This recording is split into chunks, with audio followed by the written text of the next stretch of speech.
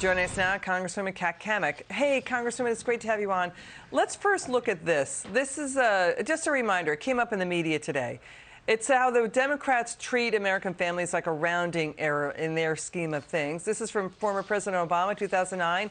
He said, yes, under his cap and trade plan, electricity rates would skyrocket. You know, you just see the words and you see how the Democrats treat the American people. You know, this is just crazy. The whole cap and trade, when you said that, it just absolutely sent shivers up the back of my neck. I mean, when is the last time that Biden or any one of his staffers or Nancy Pelosi and her cronies actually went and fueled up at the gas pump?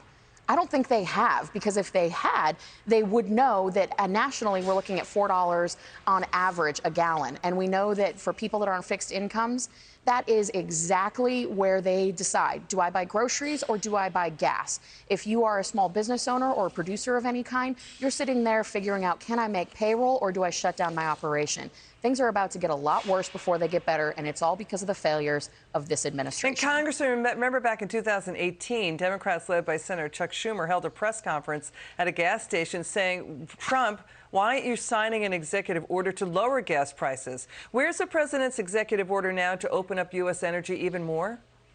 Well, he seems to be missing his pen these days, because he was quick to find it on day one when he killed the Keystone Pipeline. And for Psaki to stand there and say that there are leases, thousands of leases that are going unused, well, it's because they can't get the permits. Not a single permit has been authorized under this administration for domestic energy production. We need to get our LNG portals back online. We need to be exporting to Europe, wean them off of Russia and China. We need to be producing enough energy here at home, which we can. That would give us 850 million barrels that we could drop these prices. People could get back to work, and we could actually stop the domestic crisis here that is as a function of this administration. Yeah, and the U.S. energy industry is saying that we are flat out pumping. We're pumping flat out. 37,000 leases they're pumping on. What the White House is talking about is a fraction. And, you know, so there's that. And then the White House, though, is talking to, you know, human rights abusers, Venezuela and Iran. They're talking to them, but not talking in the Texas or Permian Basin. Let's listen to President Trump. He was laughed at for being more realistic about what's going on with Russia's oil into Europe. Watch this. Germany will become totally dependent on Russian energy if it does not immediately change course.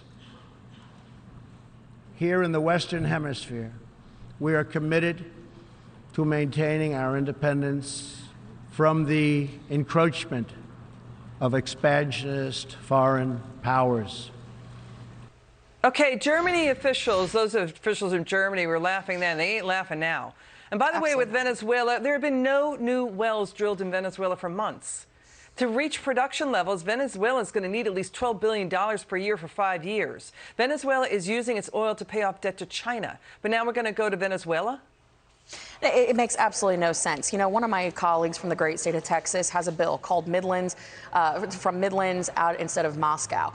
The fact that we are not tapping into the reserves that we have here, to the capabilities that we have here in the United States. Instead, this president is turning to dictators, to socialist dictators out of Venezuela, and an Ayatollah who has screamed at the top of his lungs, death to Israel, death to America. When he's ready to get in bed with these type of murderous dictators over our domestic energy producers, it speaks volumes about his ability and his agenda to put America last. We need to take this House back. We need to take the Senate back. And in 24, we need to take that White House back. It's never been more critical. Congresswoman Cammack, good to see you. Come back soon. Okay, we've got